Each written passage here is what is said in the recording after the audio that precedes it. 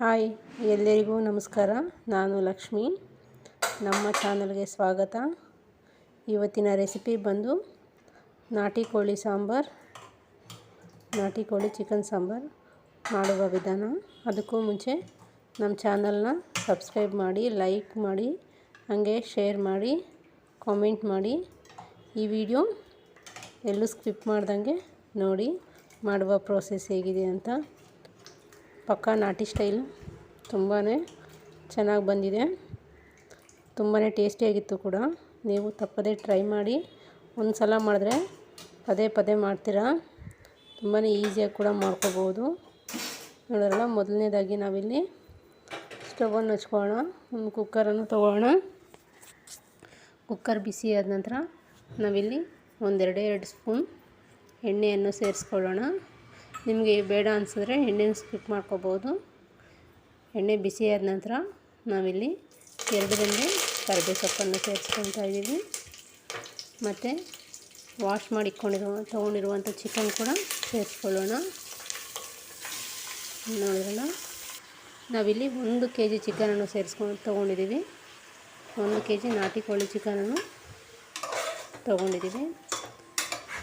ಎಣ್ಣೆ ಮತ್ತು ಕರಿಬೇವು ಸೊಪ್ಪಿನ ಜೊತೆ ಚಿಕನ್ ಚೆನ್ನಾಗಿ ಒಂದು 5 ರಿಂದ 10 ನಿಮಿಷ ಫ್ರೈ ಮಾಡ್ಕೊಳ್ಳೋಣ. ನೋಡಿ, 5 ನಿಮಿಷ ಆಗಿದೆ. ಚೆನ್ನಾಗಿ ನೀರು ಬಿಟ್ಕೊತಾ ಇದೆ. ಮತ್ತೆ ಒಂದು ಸಲ ಕೈ ಆಡಿಸ್ಕೊಳ್ಳಿ. ಇವಾಗ ರುಚಿಗೆ ತಕ್ಕಷ್ಟು ಉಪ್ಪನ್ನು ಸೇರಿಸ್ಕೊಳ್ಳಿ. ಮತ್ತೆ ಒಮ್ಮೆ ಮಿಕ್ಸ್ ಮಾಡ್ಕೊಳ್ಳಿ. ಚೆನ್ನಾಗಿ ಮಿಕ್ಸ್ ಮಾಡ್ಕೊಳ್ಳಿ. ಕಂಪ್ಲೀಟ್ ನೀರು ಬಿಡೋ ತನಕ ಇವಾಗ ಬೇಯಿಸ್ಕೊಳ್ಳೋಣ. ನೋಡಿದ್ರಲ್ಲ, ನಾವಿಲ್ಲಿ ಕುಕ್ಕರ್ಗೆ ವಿಜಲ್ ತೆಗ್ದಾಕ್ಬಿಟ್ಟು ಜಸ್ಟ್ ಕ್ಯಾಪನ್ನು ಮುಚ್ಕೊಂಡಿದ್ದೀವಿ, ಹಬೆಯಲ್ಲಿ ಬೇಯಲಿ ಅಂತ. ಮತ್ತು ನಾವು ಇನ್ನೊಂದು ಕಡೆ ಸ್ಟವನ್ನು ಹಚ್ಕೊಳ್ಳೋಣ. ಸ್ಟವ್ ಹಚ್ಕೊಂಡು ಪುಲ್ಕ ಮಾಡುವಂಥ ತವನ್ನು ತಗೊಳ್ಳೋಣ. ಈ ತವ ಬಿಸಿ ಆದ ನಂತರ 1 ಈರುಳ್ಳಿ ಮತ್ತು 2 ಬೆಳ್ಳುಳ್ಳಿ ಸುಟ್ಕೊಳ್ಳೋಣ. ಆ್ಯಕ್ಚುಲಿ ಇದು ಹಳ್ಳಿ ಕಡೆ ಇದೇ ಥರ ನಾಟಿ ಕೋಳಿ ಸಾಂಬಾರು ಮಾಡೋದು. ನಿಮಗೆ ಈ ಥರ ಆಗಿಲ್ಲ, ಪುಲ್ಕ ತವ ಇಲ್ಲ ಅಂದರೆ ಪರವಾಗಿಲ್ಲ, ಸ್ಟವ್ ಮೇಲೆ ಹಂಗೆ ಸುಟ್ಕೋಬಹುದು. ಚೆನ್ನಾಗಿ ಸುಟ್ಕೊಳ್ಳಿ. ಒಳಗಡೆ ಸ್ವಿಮ್ಮಲ್ಲಿ ಸುಟ್ಕೊಳ್ಳಿ. ಒಳಗಡೆ ಎಲ್ಲ ಚೆನ್ನಾಗಿ ಬೆಂದೋಗುತ್ತೆ. ನೋಡಿದ್ರಲ್ಲ, ಇಷ್ಟಾದರೆ ಸಾಕು. ಇವಾಗ ಸ್ಟವ್ ಆಫ್ ಮಾಡ್ಕೊಳ್ಳೋಣ. ಈರುಳ್ಳಿ ಮತ್ತು ಬೆಳ್ಳುಳ್ಳಿ ಸುಟ್ಟಿದೆ. ಅದರ ನಂತರ ಈ ಕಡೆ ಚಿಕನ್ ಕ್ಯಾಪನ್ನು ತೆಗೆಯೋಣ. ನೋಡಿದ್ರಲ್ಲ, ಚೆನ್ನಾಗಿ ನೀರು ಬಿಟ್ಕೊಂಡಿದೆ. ಇವಾಗ ಇನ್ನೊಂದು ಕಡೆ ಸ್ಟವ್ ಹಚ್ಕೊಳ್ಳೋಣ. ಹಚ್ಕೊಂಡು ಒಂದು ಚಿಕ್ಕದು ಪ್ಯಾನನ್ನು ತಗೊಳ್ಳೋಣ. ಅದಕ್ಕೆ ಅರ್ಧ ಚಮಚ ಕಾಳು ಮೆಣಸು ಸೇರಿಸ್ಕೊಳ್ಳೋಣ. ಕಾಳು ಮೆಣಸು ಸ್ವಲ್ಪ ಹುರ್ಕೊಳ್ಳೋಣ.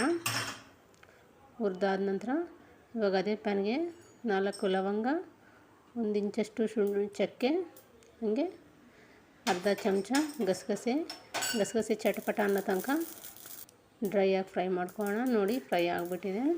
ಇವಾಗ ಸ್ಟವ್ ಆಫ್ ಮಾಡ್ಕೊಳ್ಳೋಣ. ಮತ್ತು ಚಿಕನ್ ಹುರ್ಕೊತಾ ಇದ್ದೀವಿ. ನೋಡಿ, ಚೆನ್ನಾಗಿ ಫ್ರೈ ಆಗ್ತಾಯಿದೆ. ಆವಾಗವಾಗ ಕೈ ಆಡಿಸ್ಕೊತಾ ಇರ್ರಿ.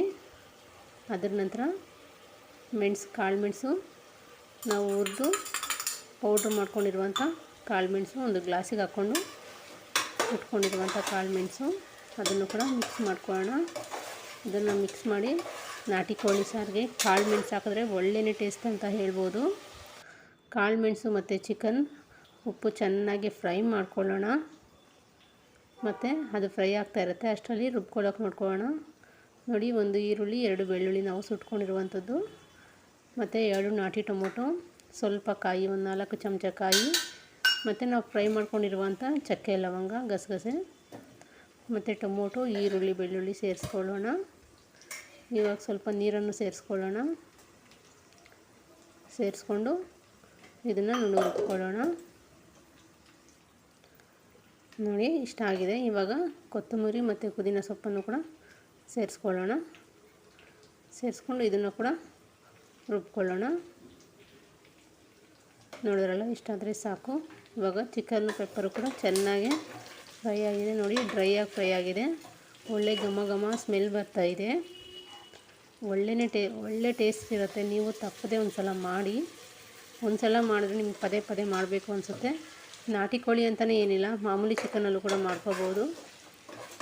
ನೋಡಿದ್ರಲ್ಲ, ಇವಾಗ ನಾವು ರುಬ್ಕೊಂಡಿರೋವಂಥ ಮಸಾಲೆಯನ್ನು ಕುಕ್ಕರ್ಗೆ ಫ್ರೈ ಆಗಿದೆ ಚಿಕನ್ ಜೊತೆ, ಮತ್ತು ಅದನ್ನು ಕೂಡ ಸೇರಿಸ್ಕೊಂಡು ಚೆನ್ನಾಗಿ ಮಿಕ್ಸ್ ಮಾಡ್ಕೊಳ್ಳೋಣ.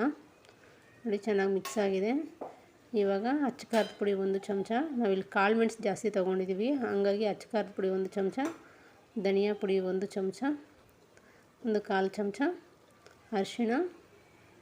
ನೋಡಿದ್ರಲ್ಲ, ಸೇರಿಸ್ಕೊಂಡಾಗಿದ ನಂತರ ಚೆನ್ನಾಗಿ ಒಮ್ಮೆ ಮಿಕ್ಸ್ ಮಾಡ್ಕೊಳ್ಳೋಣ. ನೋಡಿ, ಇಷ್ಟಾದರೆ ಸಾಕು.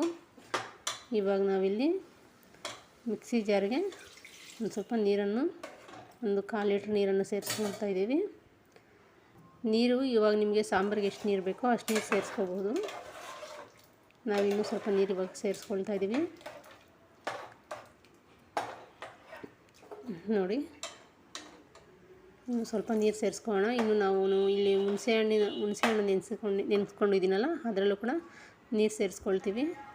ನೀರು ನಿಮಗೆ ಎಷ್ಟು ಬೇಕೋ ಅಷ್ಟು ನೀರು ಸೇರಿಸ್ಕೊಳ್ಳಿ, ಮತ್ತೆ ಸೇರಿಸೋಕ್ಕಾಗಲ್ಲ. ನೋಡಿದ್ರಲ್ಲ, ಇವಾಗ ಮತ್ತೆ ಒಮ್ಮೆ ಚೆನ್ನಾಗಿ ಮಿಕ್ಸ್ ಮಾಡ್ಕೊಳ್ಳಿ. ಈ ಟೈಮಲ್ಲಿ ನೀವು ಉಪ್ಪು ಖಾರ ಒಂದು ಸಲ ನೋಡ್ಕೊಳ್ಳಿ ಟೇಸ್ಟು. ಹುಳಿ ಹಾಕೋದ್ರಿಂದ ನಾಟಿ ಕೋಳಿ ಸಾರಿಗೆ ಒಳ್ಳೆಯ ಟೇಸ್ಟ್ ಬರುತ್ತೆ.